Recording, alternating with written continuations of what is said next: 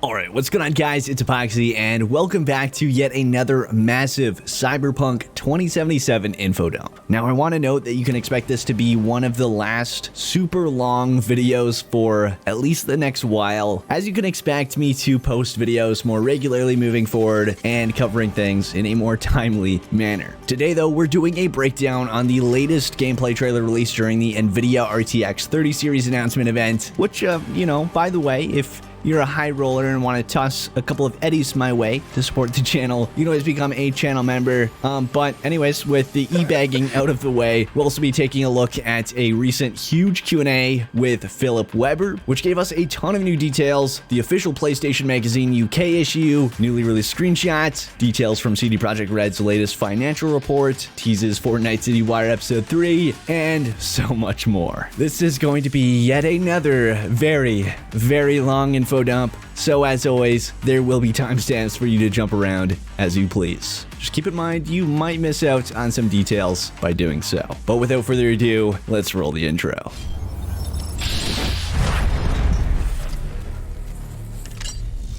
Let's begin with the most juicy and recent big event, that being the Cyberpunk 2077 official GeForce RTX 30 series gameplay trailer. And boy is that a mouthful. We not only got to see all of the RTX on effects, but plenty of new scenes in the game. So all of the footage you're going to see in this section of the video was captured on GeForce Ampere with ray tracing and DLSS in stunning 4K at max settings. So the trailer starts off by giving us a nighttime look at Night City, but more specifically the foreground being Watson and the background being Japantown. The amount of stuff going on in this scene with the amount of dynamic lighting and AVs flying around, the traffic flowing in the far background, it all just looks very impressive. Who would have thought that Night City would look good at night? We then get an updated scene, this time at night, of the outside of the Watson mega building that hosts V's apartments. And if we compare this to the 48-minute gameplay demo footage, this gives you an idea of the vast graphical improvements, especially with RTX on. Again, I think this game is going to thrive in night scenes just due to the amount of lighting, so just keep that in mind when we're comparing graphics. And again, the 48-minute gameplay demo didn't have RTX and was 2 years ago, and this game has seen a lot of graphical upgrades. I also know that at least one person is probably thinking, but what about the NPC density? Well, just keep in mind, this is a nighttime scene. Night City isn't exactly the safest place at night, let alone the day, so this scene just shows a good balance of keeping the city feeling lively at night, but not unrealistically so.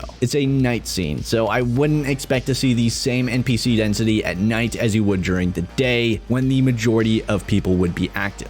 However, a few other things I want to note here is that it looks like we can still go underground to the metro station, and from what we've heard, you can still use it, but it works more like fast travel now rather than you actually physically riding on it like we saw in the very old 2018 trailer. I do want to note that that does make more sense from a gameplay perspective, but it would have definitely been cool to have the option to ride it physically. We can also see that vending machines are very much still a thing in Night City as they're scattered all about. And by the way, these things are directly interactive. We then get another look inside the Valentino's bar, in which is actually the starting location for the Street Kid life path. We also get a look at the Afterlife entrance exterior, where we meet Jackie before entering. We then get a brief look inside Lizzie's bar, and then we get an interior look at the Afterlife bar, which looks quite reflective with RTX. And of course, another look at the lady in gold. Moving along, we get an updated look at the scene with Padre, and this gives us a good look at the RTX reflections with the puddle on the ground. Let's just hope this doesn't turn into another Spider-Man Puddlegate once people actually head to this location and don't see the puddle in the exact same location. Now, of course, we also get an updated look at the scene from the Corpo life path riding in an AV above Lizzie's bar, as we've seen multiple times at this point, and now we get a look at actual gameplay. starting with a scene with the Rostovic DB2 Satara Tech shotgun, blasting away some Maelstrom. We then get to see V mowing down a Maelstrom member with the Nakota assault rifle, with Jackie dual wielding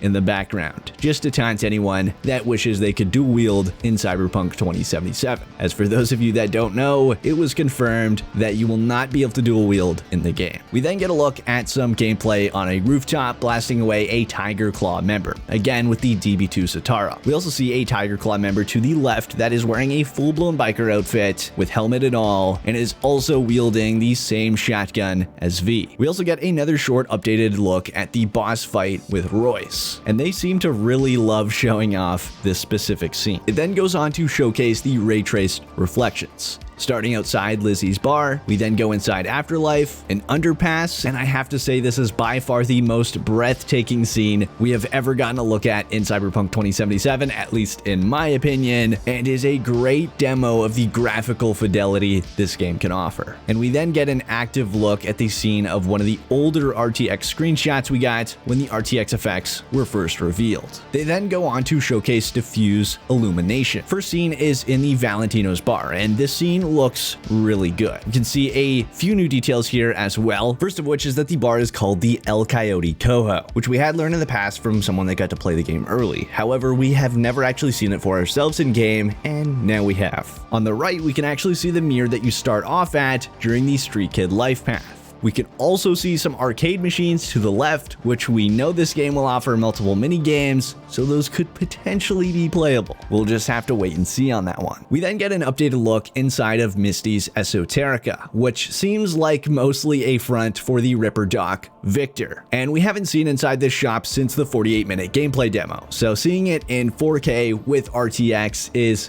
quite the jump from our previous look at it. We then got another brief look inside of Afterlife, as well as the hallway of the back rooms in Lizzie's bar. Moving on to shadows and ambient occlusion, starting with a look at a roundabout in the Watson district. A scene with Kangtao manufactured robots, which will probably kick our asses. We then get a scene of V driving beneath a building, giving us a third-person look while driving in the classic Quadra Turbo R. The next scene shows us an NCPD officer using the Dara Polytechnic Auto Shotty to take on what looks to be a Tiger Claw gang member. Of course, Cyberpunk 2077 will also support DLSS, which is great news. They then give us another look at the border scene with V and Jackie as they are being chased by Arasaka, and as always, using the Dara Polytechnic revolver shotgun. We then get an updated look at the scene of being chased by scavengers, in which we actually get another look at the Constitutional Arms pistol, which we have seen before and I completely forgot to feature in my all confirmed weapons part 3. I'm officially a dumbass, as that is one of the weapons that was first on the list. So there's a little more info for you. And again, they give another mention to the November 19th release date. Now, while that's it for the trailer itself, some interesting info spawned from this event. First off, during the event, we saw a slide from Nvidia that displayed a screenshot of Cyberpunk 2077 with the text, "Next gen games create IO challenges, 200 gigabyte games, 100 copies of Crysis, and Gen 4 SSDs 100 times hard disk drives." Now, the thing that people lost their minds over here was the mention of 200 gigabyte games on a slide with an image of Cyberpunk 2077. So I want to clarify, this was just an example slide from Nvidia and was not directly stating that Cyberpunk 2077 itself was 200 gigabytes or above, which is what a lot of people assumed this slide was confirming, and this quickly started spreading across Reddit and other social media. So to calm your worries, Marcin Mamot, global community lead at CD Projekt Red,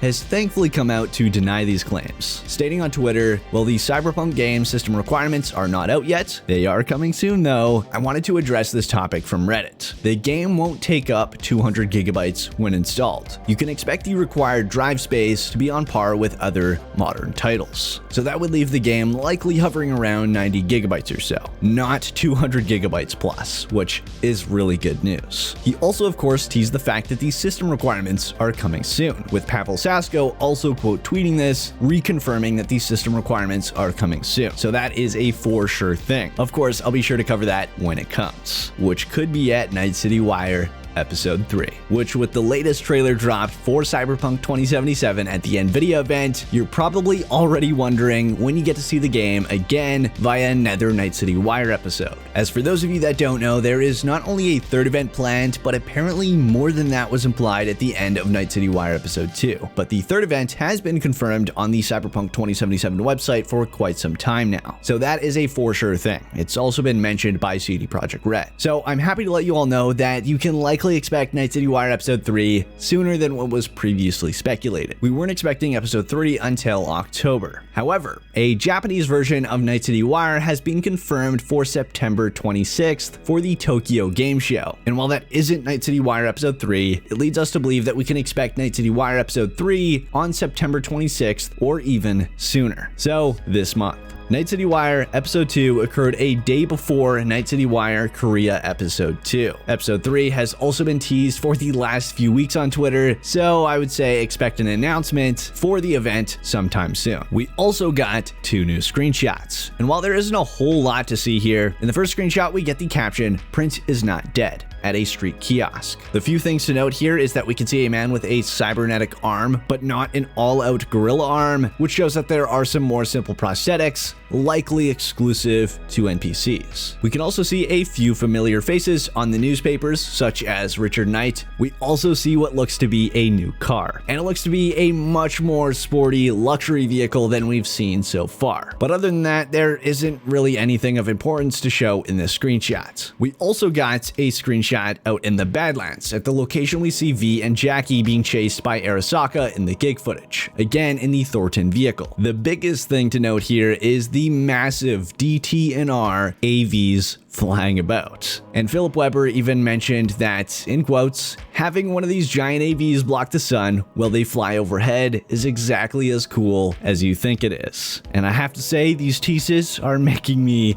lose my mind. Sadly though, those are the only 2 new screenshots that have been released outside of the RTX screenshots that were just taken from the RTX 30 trailer. Now, while not everyone will care about this, the soundtrack Cyberpunk 2077 Hole in the Sun by Point Break Candy, Renee Shockney, featuring Koss and Conaway, has been officially released on the Cyberpunk 2077 YouTube channel and other platforms. I wanted to mention that because it is a track that I've already listened to 100+ times over the last couple of days. And by the way, that amazing art was done by the talented alternate Cyborg, who is a graphic design specialist at CD Projekt Red. Now, if you want to quickly hear about some Cyberpunk merch that you probably can't afford, at least I can't afford it, CD Projekt Red and PureArts have now revealed the male V and female V figures, which are now available for pre-order, and all of the available statues will be releasing in November. And they're super high quality, but with that high quality comes a high price tag. It comes in multiple different bundles that offer different accessories, such as weapons, the Yaiba sports bike, and the spider bot. Now, something else I want to briefly cover is the Gamescom Awards that people stirred up drama over. For those of you that don't know, Cyberpunk 2077 won multiple awards at Gamescom 2020. It won Best Role-Playing Game, Best Sony PlayStation Game, Best PC Game, Gamescom Most Wanted, and the Best of Gamescom Award. People got upset as Cyberpunk 2077 wasn't even present at the event and the game isn't even released. So a lot of people argued that it shouldn't have been eligible. So here is the response that the Cyberpunk 2077 Twitter account gave. To be fair, some of the jury members work for USK, the German age rating board. While we don't know what they have voted for, we do know that they have played a content complete version of Cyberpunk 2077 a lot. To clarify, some of the jury members that voted on these awards have played a lot of Cyberpunk 2077 content complete versions. They did so for the purpose of rating the game for USK.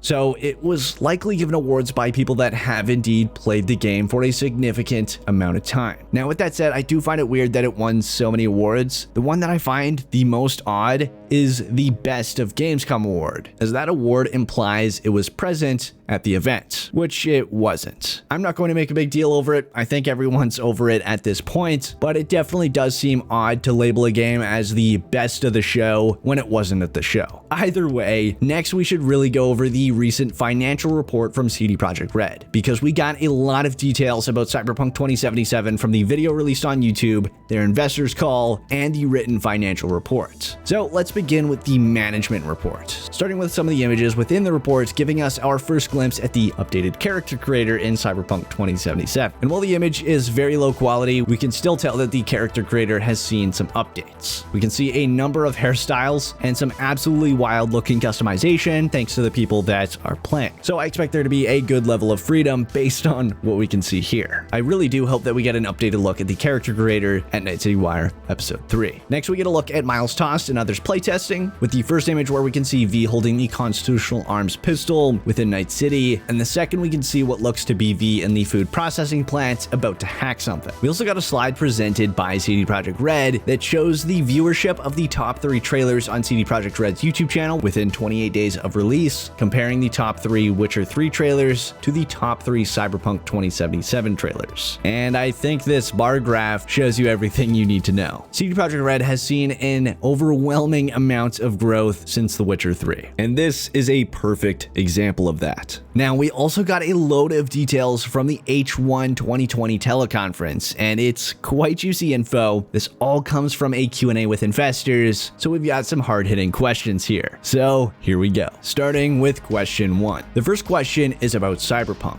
You obviously reiterated that you are on track to release the game on schedule. I wonder if you could just tell us, what is there left to do? And how would you characterize the risk of a further delay? In which Adam Kaczynski responded, so yes, we are confirming, and well, actually today we started preparing for the final certification, so we're very close. Of course, we'll work on the title till the very end. That's kind of normal. It's a huge game, but as we said, everything is on track and we're planning to launch it on November 19th. We're confirming that Cyberpunk will be released in the next-gen version. Well, we have to differentiate 2 things. The current version, which will be released in November, will be playable from the beginning when next-gen consoles are released. You'll be able to play the current-gen version on next-gen from day 1, and you can expect a bit higher quality than on the current-gen. However, the full-blown next-gen version is planned for next year, and it will be developed internally. So to break that down, they are very certain there will not be another delay. The game will look better on next gen from day 1, which is obvious as the PC version already exists, the scalability is there, and there will be a truly upgraded version post-launch. Whether or not that will be improvements beyond the PC version and we'll see a free PC update is currently unknown, but that could be really cool to see. A free post-launch visual upgrade always sounds good to me. Question 2. When you launch the multiplayer, how aggressive do you want to be on monetization of multiplayer? In which Adam Kaczynski responded, well, we're never aggressive towards our fans. We treat them fairly and we're friendly. So of course not, we won't be aggressive, but you can expect great things to be bought. The goal is to design monetization in a way that makes people happy to spend money. I'm not trying to be cynical or hide something. It's about creating a feeling of value. Same as with our single player games. We want gamers to be happy while spending money on our products. The same is true for microtransactions. You can expect them, of course, and Cyberpunk is a great setting for selling things, but it won't be aggressive. It won't upset gamers,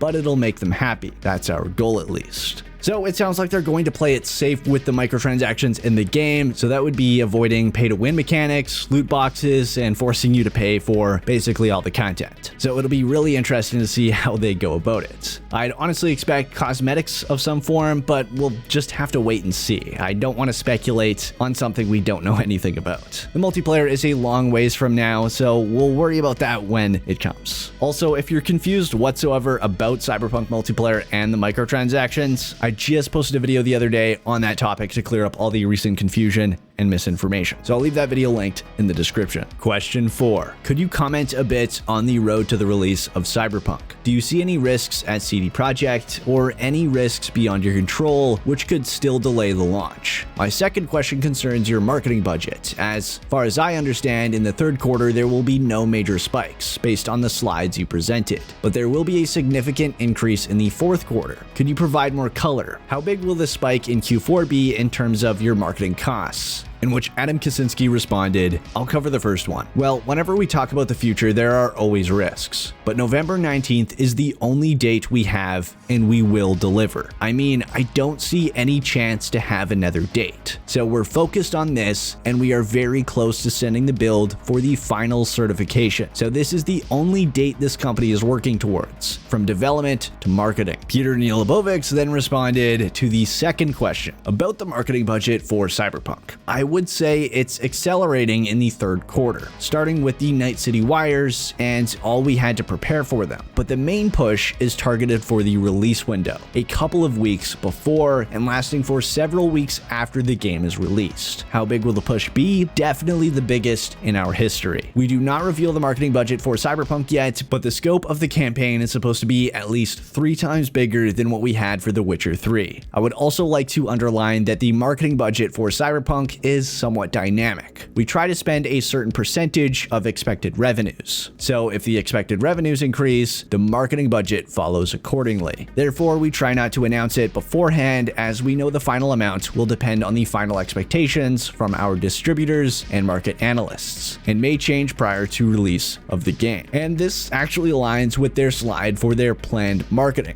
It actually revealed that their marketing hasn't hit their peak yet, as they have only been pushing digital marketing. So in October, things will start ramping up with marketing on TV, print, radio, and cinema. In November, we will see another push with OOH, also known as out-of-home marketing. So things like advertising on billboards, public transit, and so on. So as we close in on release, you'll be seeing Cyberpunk everywhere. Question 5. Can we have any information about when the open and closed beta will launch for Cyberpunk?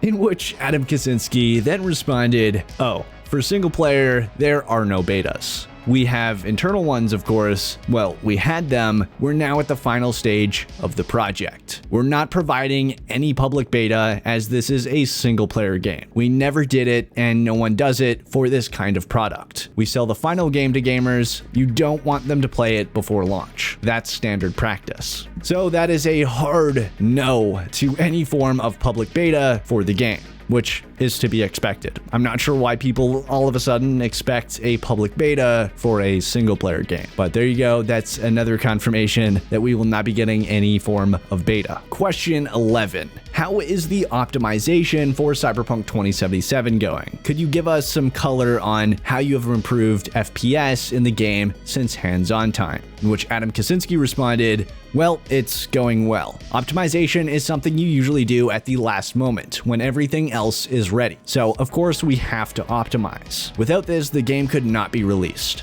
It's going well. The game looks stunning, so expect that everything will be as optimized as it should be upon release." So all of that is good news. I just hope they have a load of graphics options on PC at launch for the many people that are going to be picking up this game and playing on less capable hardware. I also hope the console versions are optimized and run at a minimum of a stable 30 FPS. Too many open world games on consoles have been releasing with frame drops in the low 20s, so I hope that isn't the case for any of those people that plan on playing this game on console. All I'm saying is just don't expect this game to look as pretty as we have seen it on current gen consoles. This is a very demanding open world game, and all of the gameplay we have seen so far has been captured on a high-end PC. Question 12. Can we expect that the price of Cyberpunk 2077 for next-gen consoles developed in-house, which should be released next year, will be $70/euros? In which Michał Nowakowski responded, "In terms of euros, $69.99 has actually been the full SRP for the current generation already for Xbox One. So yes, you should expect that the price is going to be priced around that marker in the Eurozone. When it comes to USD, we launched our pre-orders at $60, and of course we're going to keep that price for the consumers. We're not going to change it at the last minute to $70. So just to confirm, these prices are out in the market anyway. You can check them out on various sites. $59.99 and €69.99 is what we're going for. So that is wonderful news, as we have been seeing a few publishers increasing the price for games on next gen.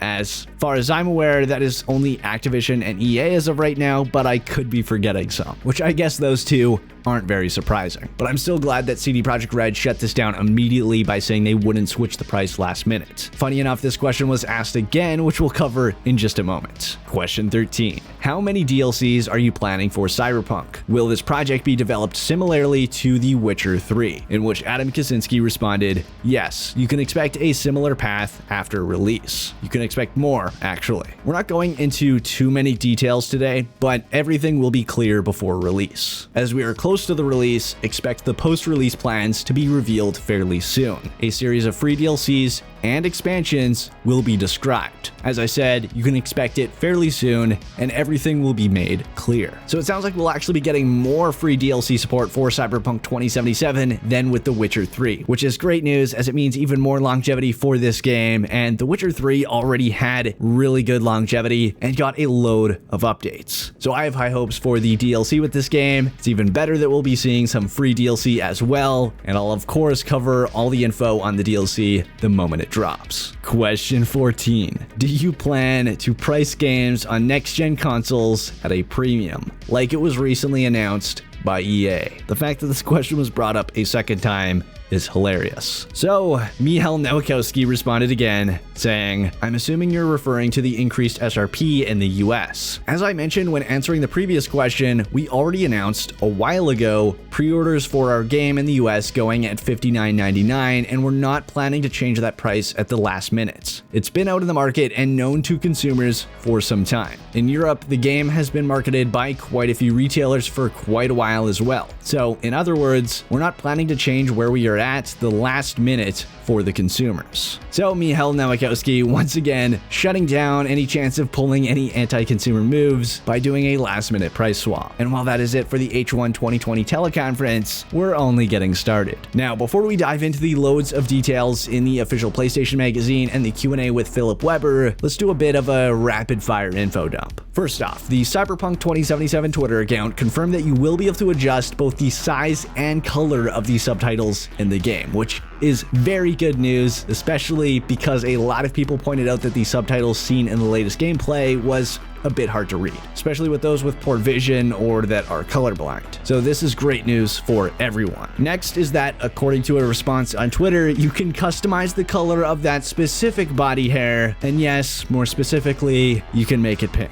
I'm genuinely surprised they even bothered responding to this tweet, but it turned out to make a ton of headlines, so I guess it worked out for them. We also got the reiterated confirmation that Cyberpunk 2077 will indeed have free DLC, just like we saw with The Witcher 3, which again was already confirmed. So I'm not sure why this blew up to be massive news the other week, but for anyone that didn't already know, Cyberpunk 2077 will indeed have some free DLC post-launch. Just keep in mind that paid DLC expansions are still expected post-launch. And last is that a few weeks ago, we also learned that the USK approval has been confirmed and that the release of Cyberpunk 2077 will be completely uncut in Germany, meaning that German players will get to experience the full game, which again is great news. Moving on to the massive Cyberpunk 2077 Q&A with Philip Weber. So all of this comes from the Russian community developer Q&A that is actually unlisted on the Cyberpunk 2077 YouTube channel. Philip Weber answered many of the questions from the Russian-speaking community members, but answered it in English. However, there are English and Russian subtitles on the video itself. So for this segment, I'll actually be reading the questions and then playing the clips of Philip Weber's responses. So here we go. Question 1. Are there any Russian-speaking characters or someone related to Russian culture?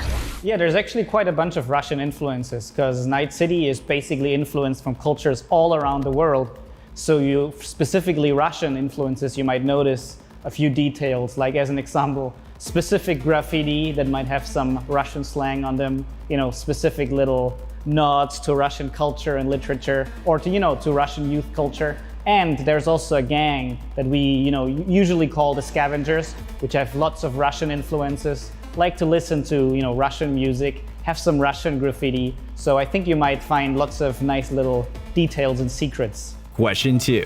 Will it be possible to do mundane tasks, like eating or taking a shower, without a quest attached to them? Yeah, you can actually do quite a few things. So you can, of course, eat and drink. We're not making a survival game, so you don't have to drink and eat in regular intervals. But of course, eating and drinking can give you special bonus in combat or, for your stats. So it's always useful, and sometimes, you just want to do it for flavor. So as an example, in certain scenes, when you're eating with a character, you can choose to eat with that character or have a drink, or you can choose not to do it. And of course, if you're in your apartment, you can turn on the shower, the toilet, or you can even use a mirror if you want to. So we want to give you some opportunities to try and, live that cyberpunk life.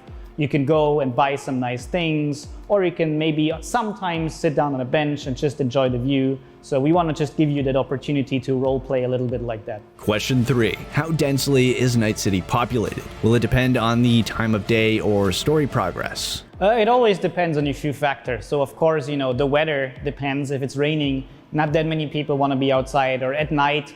In some parts of the city, not that many people will be outside, but at other times, if there's big nightlife, there will be even more people. So we just try to keep it really natural. So sometimes streets will be kind of empty if there's nothing much going on, or if it's a dangerous area, not many people want to walk around. But there are also areas in our game where it's really full of people. And sometimes, and I don't want to spoil you the story, there might be special story events that also cause huge crowds. So we just try to kind of keep it natural and have people wherever it makes sense.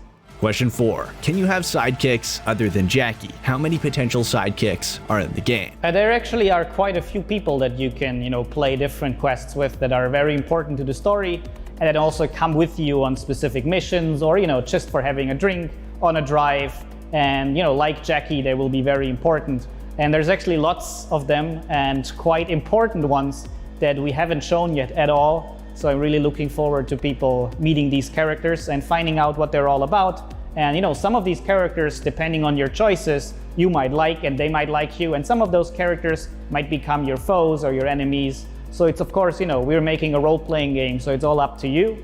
And sometimes you might make a friend or a lover, and sometimes you can make an enemy. But it's really important for us that we have these important characters that can be with you in your story and wherever it makes sense for them to be. Question 5. Can you side with any of the gangs? So yeah, there are many different factions in the game, but you can decide how you act with them. V is a mercenary, so you're mostly independent and you take jobs from all different directions.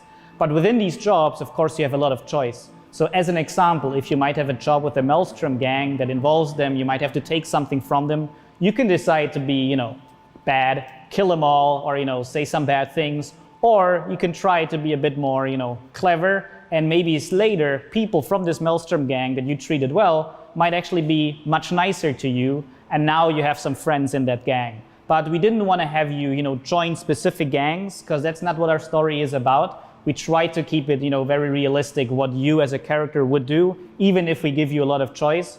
But you can really decide how you act with these different gangs. And of course, that will also influence the story. Question 6. Can you side with any of the corporations? Yeah, it's very similar to the gang. So there are many very important corporations in the game. So as an example, Arasaka, Militech, or Russian corporation, Sofoil. And you can decide how you act with them. If you want to be more friendly to the corporation. Of course, if you choose the corporate life path, you might have some previous experience that might make these things easier, and you know what to tell these corporations so they like you. But of course, you can also decide to not trust them that much and try to look for your luck somewhere else. Question 7. Can you play as a bad guy? You can decide to make many very bad choices, and pretty much whenever you want to kill people. But we don't let you just murder everyone in the streets, because first of all, we try to tell a story. And if you could just kill everyone and just blow up the whole city, that wouldn't work very well. But also, there are people in the city that try to stop you. So as an example, if you just shoot people out in the open, the NCPD, so the police, might actually put out a contract on you. So people actually would get money for killing you. And then, of course, they hunt you down. But at the same time, you actually can benefit from that as well. If there's some gangster who has a big, money reward on him, if you take him out, that money is yours. Question 8. Can you remain a good person and not kill/rob anyone? Yes, you can actually go through the game without killing anyone.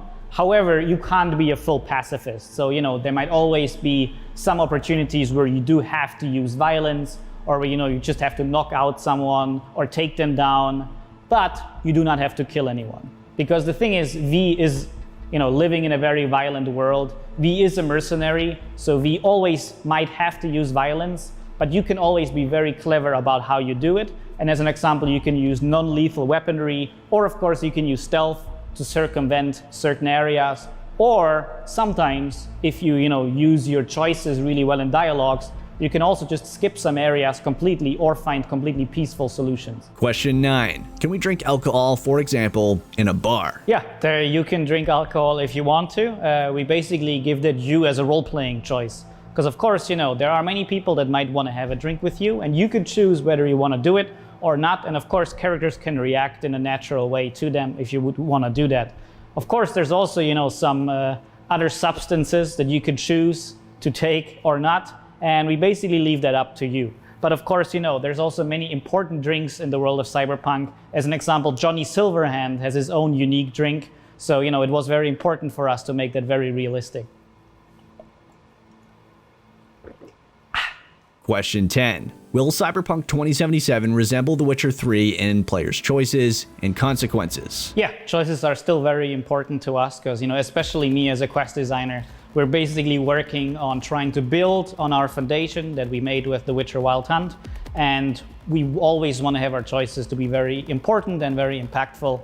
And it's very important for us that, of course, you never know the outcome. Sometimes, a choice might be not that important. It's just something nice you can say to a character and they might react to it later or not. Sometimes it's just role-playing.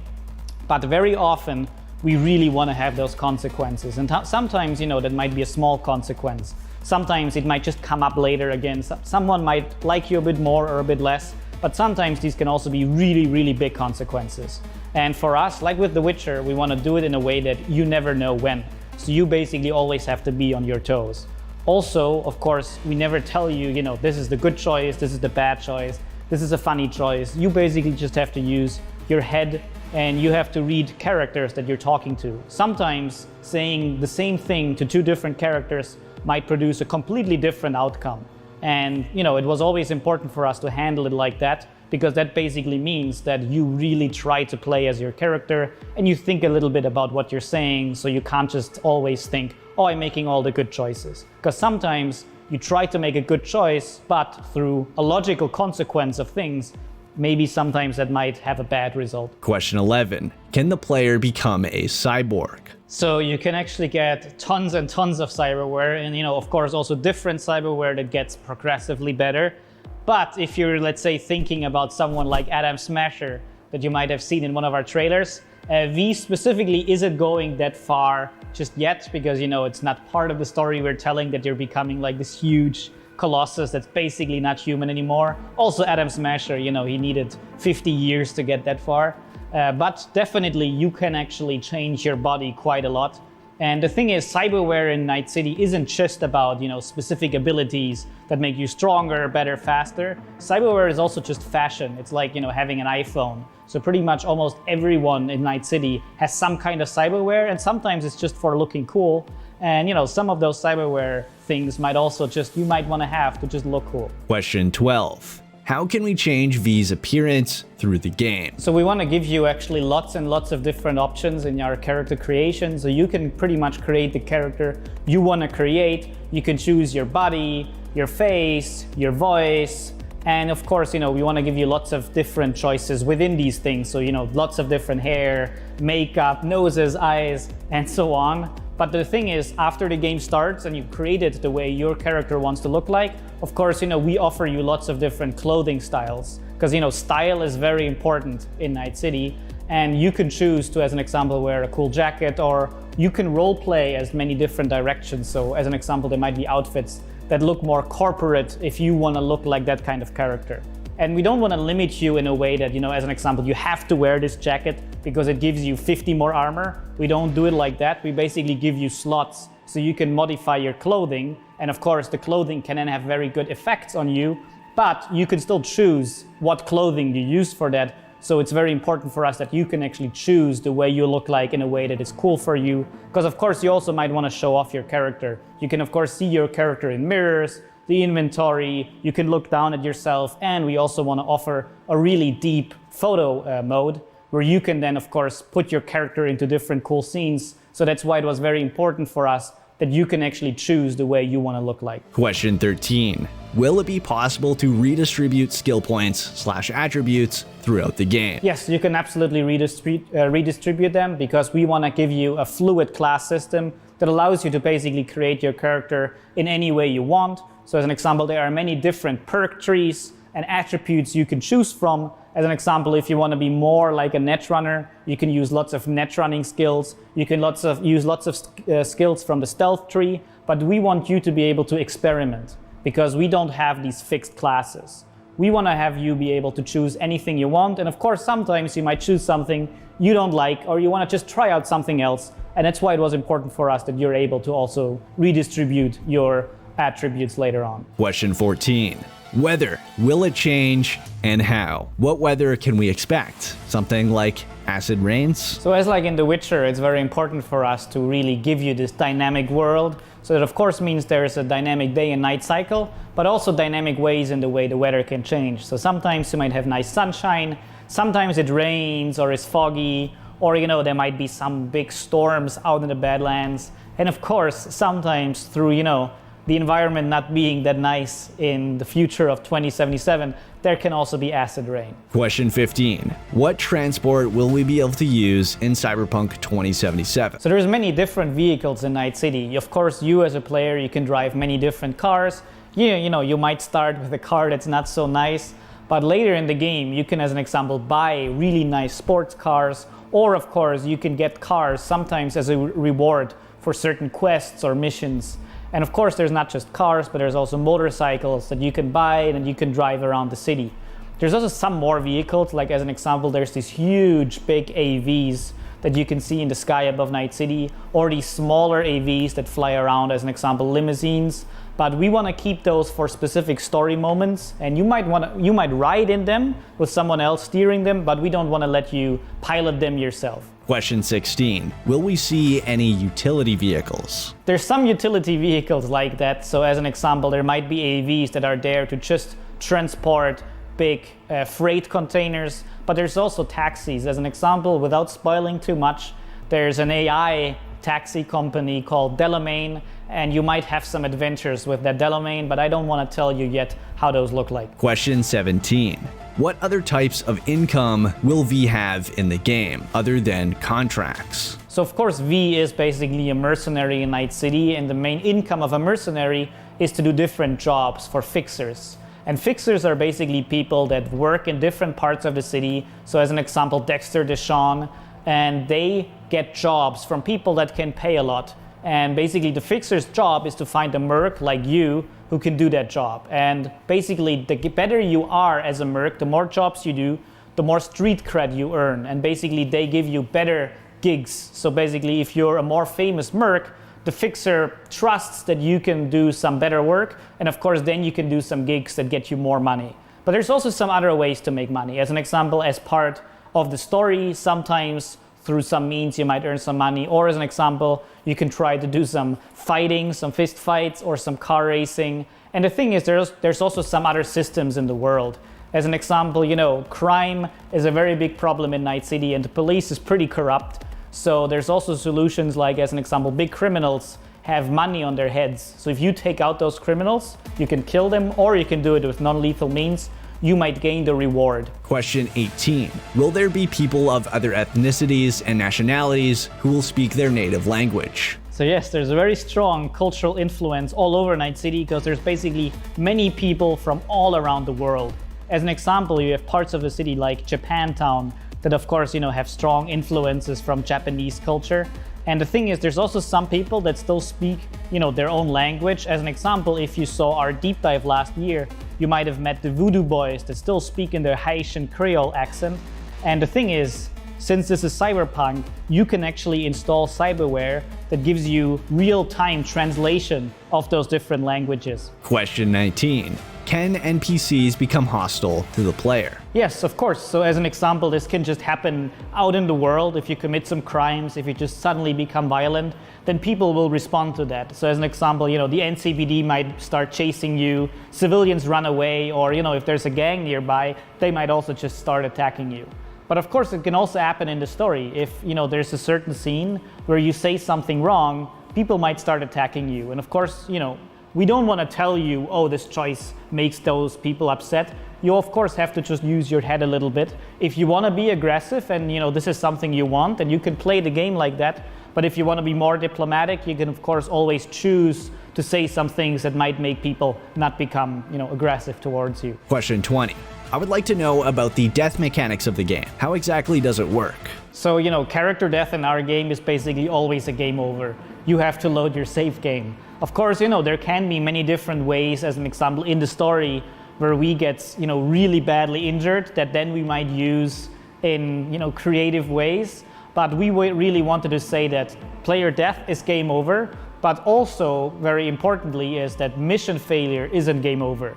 There are ways that, as an example, you can fail a story mission or you can make mistakes, but the game just doesn't end. You don't have to replay the mission.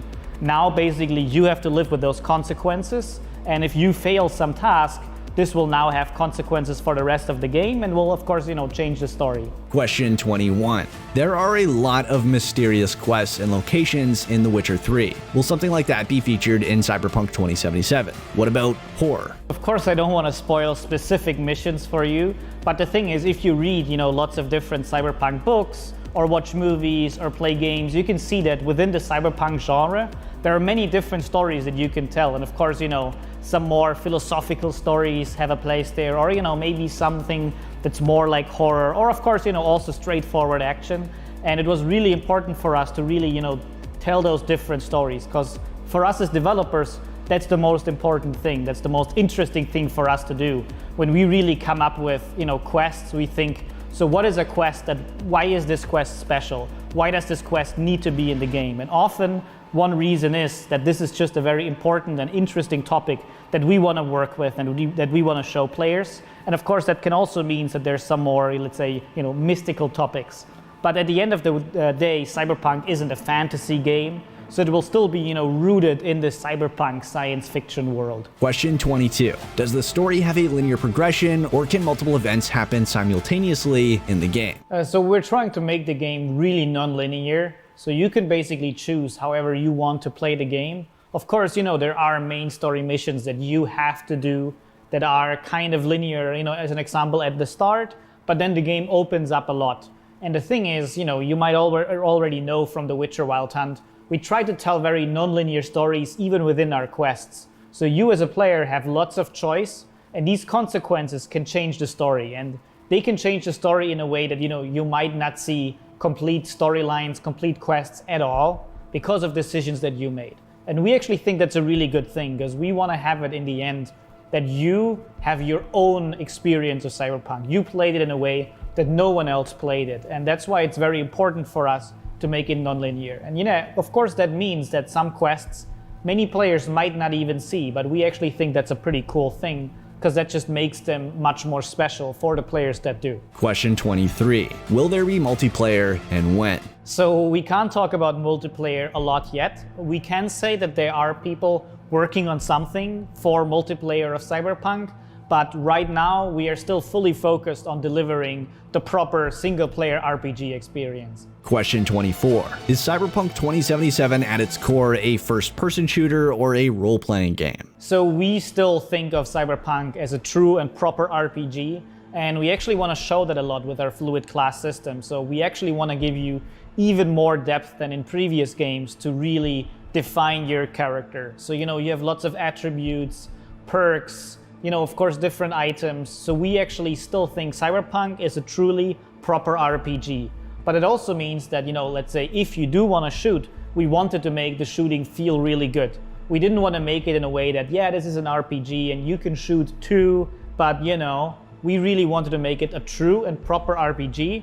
But if you shoot, it should feel good enough to be, good enough for a proper shooter. Question 25. Can you burn that city? That's a very difficult question, because, giving you a proper answer might be spoiling some events of the game. But the thing is, of course, in the open world, you can cause some mayhem. You can burn down some things, you can blow up cars. You can just shoot around. But the thing is also, the story of Cyberpunk is mainly like the Cyberpunk genre. Like Mike Pondsmith said it really nicely, that Cyberpunk is about saving yourself. So it's more about you v saving you, and not that much about, like the big picture, like the big city. You do interact with these things a lot, but all the things that you might interact with still are very deeply ingrained in your own personal emotional journey.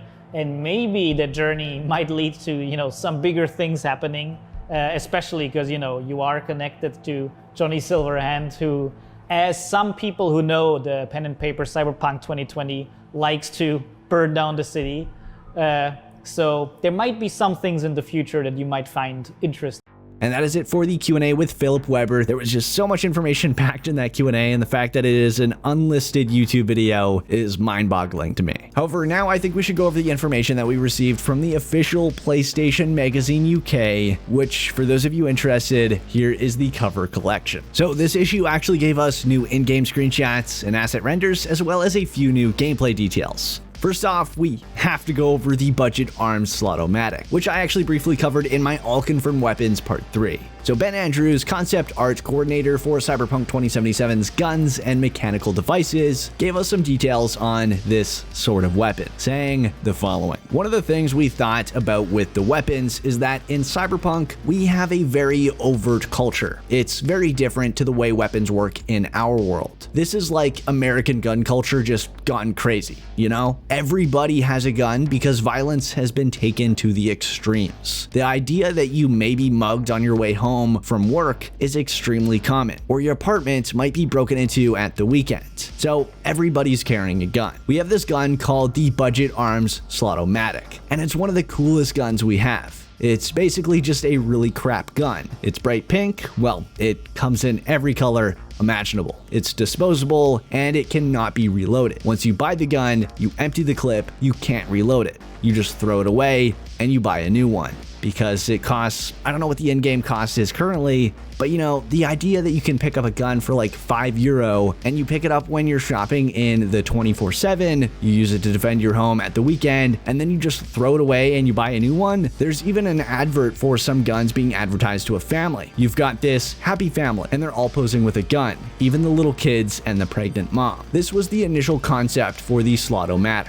The idea that you just pick this thing up in a vending machine and it's available to everybody. It's not accurate, it's not safe in a lot of ways, but it embodies a theme that we have in the game and it supports that. So all of that information is just insane. The fact that we'll have access to just these completely trash weapons that you can pick up for a few eddies at the nearest 24/7 in vending machines just seems very odd, but also so fitting for Night City. We then got some details on Arasaka smart weapons, leading us into the opposite end of the weapon spectrum. This is what Ben Andrews had to say. These are some examples of that higher end. Arasaka are extremely expensive and high tech. And as you can see, these two weapons are an example of that. One of these is an Arasaka smart weapon, which doesn't fire traditional rounds. It fires mini guided explosive rockets. So to clarify for those of you that don't know, that is the Arasaka HJSH-18 Mazamune, which we also covered in my All Confirmed Weapons Part 3. It has a targeting computer which is linked up to your optics in your cyberware, in your eyes. So there's this relationship between the cyberware that you have and the gun that you're carrying. Basically, once you've locked onto your target, every bullet is going to go towards them.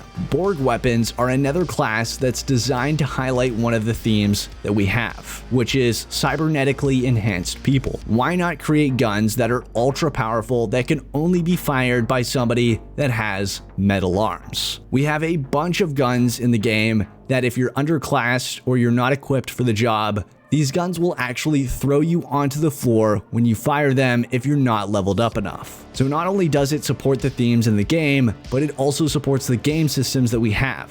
So RPG progression as well. And that is great to hear. I have a love-hate relationship with games locking me out from using weapons, but this situation, I'm all for it. Nothing will be more satisfying than being able to fire a super high-tech and powerful weapon for the first time in Cyberpunk 2077 with this feature in the game. We also got some details on Cyberware, again thanks to Ben Andrews. Here's what we learned about what it's like to upgrade yourself in Cyberpunk 2077. In order to get a job in this really harsh world, you'll have to work for a corporation, and corporations kind of forcing you to take the cyberware. Maybe they're subsidizing it to you, and the corporation is kind of owning you in a way. As you move through time and technology improves, this is when it starts to become a status symbol. We try to design things in a way that they should be functional and logical within the world, but they should also say something about the larger themes of the game. This thing is so common, this technology is so prevalent and normal that you can just go get it done as easy as you would a tattoo. That's the reason why Ripper docs are more often found in back alleys and basements. They talk to you in a way that, they're talking to you about football and things while you're having your hand replaced and stuff like that. It's very casual, extremely casual. Our job was to bring these very gritty, grounded mechanical cyberwares and bring them up to date to a point where they can be represented in a modern AAA game, where the player is going to be able to look at every nut and bolt and figure out how this thing works. We're looking at all the contemporary stuff for sure. We want things to be credible and we wanted to have this layer of authenticity about it. But at the same time, we're still making a game, so we don't want to be limited by these things. We're not making simulations. We just take what we need in order to add this credibility and believability to the designs that we make. With that said, the amounts of detail and research they do in order to stay within the realm of believable, but still allow themselves to have the creative flexibility is really cool to hear in my opinion. I love these sort of behind the scenes details for the processes developers go through when making a game. I find it truly fascinating. I don't know if you're all with me on that one, but I find it important enough to share. We then got a small interview with OPM and Martha Jakowiak, concept artist and fashion specialist on Cyberpunk 2077. So OPM started off by asking, how important would you say fashion is to building the world of Cyberpunk 2077? In which MJ responded, in my opinion, I think it's very important. I think it's one of the main pillars. You have architecture, you have technology, and then you have fashion, because also it's like what people wear, what you see on the streets. It's not only about what people want to wear, but it also tells a story about the world. OPM then asked, Night City is pretty diverse, mixing together rich people from mega corporations and poor people. Does the fashion help create that distinction? In which MJ responded, I think fashion can help create distinction in two ways. The first one is like in the real world. People dress in a way they want people to see them in a social way. So we use the social mechanic in kind of like a reverse way. We use fashion as a tool to create distinctive groups of people. We divided the cyberpunk society between different groups. The second way of dividing the society, we can use those groups we created and we can place them in different districts in different percentages. So you can have, for example, like a very rich district, so we would place there corpos, rich people, maybe some kids, and we wouldn't place as many gangs or poor people. There's a distinction between the night and the day. You see different people in the night and you see different people during the day, which, by the way, sort of connects with what I mentioned earlier in the video about the night crowd being different than what you'd expect throughout the day. OPM then asked, how do you come up with a character design and use fashion to cut a unique silhouette? In which MJ responded, I must be honest. The first thing I do when I get a character to design, I think about their personality. I try to put myself in their shoes. I imagine the day of this person's life. What that person would wear, what does she like, what kind of details, what kind of jewelry, what is she doing this day? And then when I have this image in my head, I think about the silhouette. So how to emphasize this person's character with their silhouette. For example, if I'm designing a woman who is in power, like a high corpo or businesswoman, I'm thinking about like big shoulders, like a masculine silhouette. So I can go obvious with kind of like shoulder pillows, or I could do it with kind of like a fur big neckline. OPM then asked, how inspired were you by real-life 80s and 90s cyberpunk trends like cybergoths and neon and LEDs? MJ responded, I think because cyberpunk was born in the 80s and 90s, those influences and those trends are important for world building, because this is the first association you have with cyberpunk, like neons, cybergoths. I tried to reinterpret those trends to use them in a different way. When I was doing my research, I was trying to put into it as much as I could find, not only high fashion or streetwear, I was researching combat uniforms, combat clothing, all those extreme sports kind of like uniforms, jewelry, everything I could find, because I needed as much stimulus as I could find. And then I was dropping some bits of every trend. And then from that mixture, we created what people can see. OPM then asked, for the fashion, is it important to consider how the outfits would physically work in real life? In which MJ responded, "It's kind of an interesting topic for me because I have a fashion degree background, and I used to be in a fashion design studio, so I know some things. But basically, our 3D artists are using Marvelous Designer. This is software that is based on physics. The process of creating a piece of garments from our concepts, it's very similar to creating a real garment because you're starting from a pattern, like a flat pattern. You draw this pattern in the software, and then you even stitch. You mark those lines where the software needs to stitch those edges. You can mark if it's elastic, if it's scattered, lots of different things, and then you simulate. So all of those patterns are put together, and there is physics. So we can see the folds, the fit, and everything. Mainly, most of our clothes that you can see in the game can be reproduced in real life, with a bit of cheating. It's obvious because one is a computer game, one is real life garments. But with some small tweaks, most of the garments could work. And last from the official PlayStation magazine, we got details on how vehicles have evolved in Night City's cyberpunk world with Pavel Melnicek. This is what he had to say. The majority of the car design is based and inspired by 90s and 80s designers like Marcello Gandini, the guy that made the Lamborghini Countach, and De Tomaso Pantera, or Alfa Romeo Caribou. Those cars are just pure cyberpunk. We're not looking for concept cars from modern times because they have too complex forms. They're organic. They're just, we looked at the blocky, heavier looking shapes that were in the 90s and 80s. OPM also mentioned that a lot of the team at CD Projekt Red switching from The Witcher 3 to designing high-tech cars took a bit of time. So every design had to be carefully plotted before development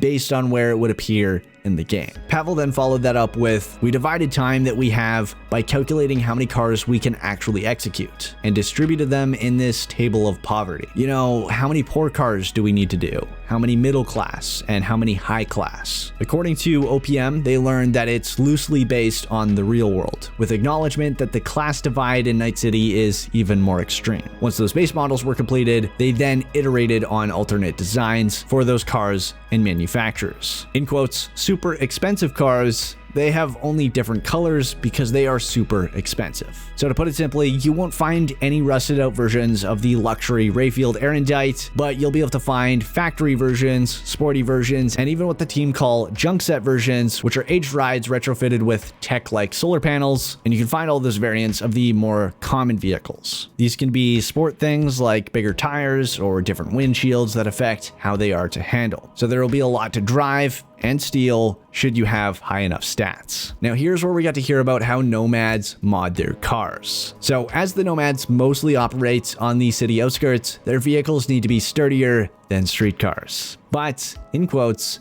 Nomads are not building their cars from nowhere. According to Pavel, the game has about 29 base models of cars that come in countless varieties, including these Nomad sets. In quotes, they just buy a really good, reliable car and they are investing a lot of money to make it super overpowered. So they are replacing the engine. They're adding more. It's like the owner of Subaru Impreza, making an early version of his own, you know? So that's what Nomads do. They are tossing equipment in the already existing car. But that doesn't mean these cars are simple reskins. The vehicle modifications affect how they are for you to drive too. They're putting a anti-mine detector systems here. They are putting a top bumper. They don't need lighting because all the cars are driving on, you know, infrared and stuff. They don't have any windows because they are using this crystal dome technology. So this means that as you drive these types of cars, you'll view the outside through a screen that wraps around you. It's basically an LCD screen with armor outside.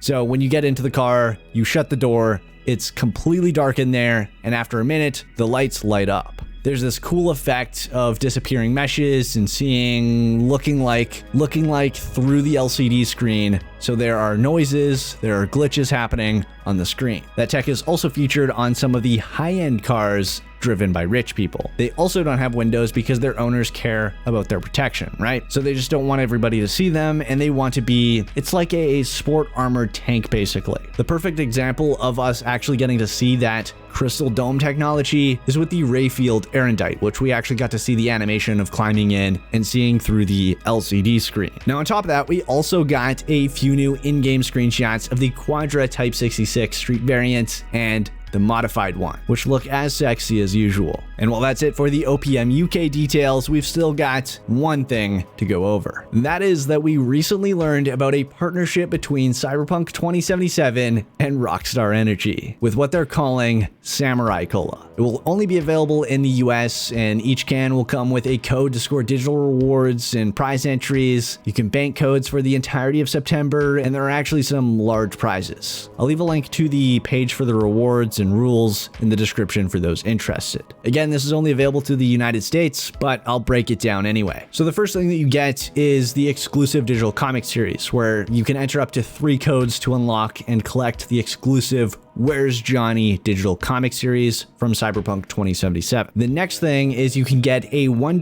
Xbox gift card code with every single can, limited to 60 codes per Microsoft account and only while supplies last. So probably very limited. You also have to redeem the codes before the end of 2021, and you must spend the redeemed amount within 90 days of redemption, which again is very limiting, but if you already drink a lot of Rockstar Energy, I guess this is just a great bonus for you. You also have a chance to score the limited edition gear via daily prizes, so that includes the Arctis One wireless headset, Johnny Silverhand edition, Cyberpunk 2077 and Rockstar Energy hoodies, and the Cyberpunk 2077 and Rockstar Energy hat. There is also a grand prize, and it's massive. Every can earns an entry for a chance to win the custom Rockstar Energy and Cyberpunk 2077 car inspired by the in-game Quadra. We're talking about an actual car, you know, like a car that you can drive in real life. So it looks to be inspired by the yellow Quadra Type 66 that we've got a glimpse of before in the game. We only have pixelated images for now, but we do know that the car is built by the legendary Rockstar Performance Garage in Los Angeles. It's completely one of a kind and is apparently ready to rip the pavement in Night City. And this Quadra is only going home to one lucky samurai.